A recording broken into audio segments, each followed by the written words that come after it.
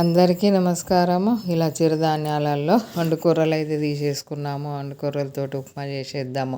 ఇలా ఈ చిరుధాన్యాలు మనకు చూస్తేనేమో చిన్న గింజ తిప్పితే అసలు గ్రైండర్లో వేసి తిప్పితే మొత్తం పిండి అయిపోతుంది కావచ్చు అని నేను అనుకున్నా. కానీ మంచిగా తిప్పితేనే మంచి రవ్వ తయారైపోయింది. పిండి కాకుండా ఎంత మంచి రవ్వ తయారైందంటే అంత మంచిగా షాప్లో కొన్న రవ్వలాగా, ఉప్మా రవ్వలాగా రెడీ అయిపోయింది.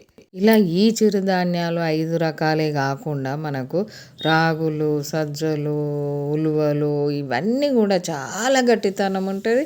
ఆరోగ్యానికి కూడా చాలా మంచిది. ఇలా రవ్వ రెడీ అయిపోయింది. ఆ రవ్వను వేయించనవసరం లేదు. ఆయిల్లో మనకు శనగపప్పు, మినపప్పు, జీలకర్ర, ఆవాలు, ఎండుమిర్చి అయితే మంచిగా వేగనిచ్చేయాలి. పప్పులు ఎక్కువ ఉంటేనే ఉప్మా మంచి టేస్ట్ ఉంటుంది.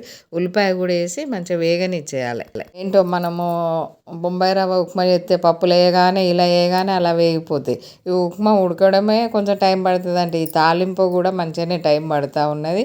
ఇలా ఉల్లిపాయ వేగిన తర్వాత టమాటా వేసుకోవాలి, కరివేపాకు వేసుకోవాలి, కొంచెం సాల్ట్ వేసుకోవాలి, పచ్చిమిర్చి వేసుకోవాలి. ఇంక ఇవి వేసి మంచిగా వేగనిచ్చేయాలి. పచ్చిమిర్చి పొడవుగా కట్ చేసేసాము, మంచిగానే పడతాయి. కొంచెము 1-2 వేయకూడదు, 4-5 వేసుకోవాలి ఈ గ్లాసు రవ్వకైతే. ఇలా ఈ తాలింపు వేగినాక ఈ గ్లాస్ తోటి 1 గ్లాసు రవ్వ తీసుకున్నాము మేము. ఇదే గ్లాస్ తోటి 4-4.5 వాటర్ పోసుకోవచ్చు. నేనైతే 4 గ్లాసుల వాటర్ పోసాను. ఇలా వాటర్ మసులుతూ ఉంటే మనం రెడీ చేసుకున్న రవ్వ పోసి మంచిగా కలిపేసేయాలి, ఉండలు రాకుండా. పూర్తిగా దగ్గర పడ్డాకనైతే మనము కొంచెం నిమ్మరసం వేసుకోవాలి. నిమ్మరసం వేయడం వల్ల చాలా టేస్ట్ ఉంటుంది.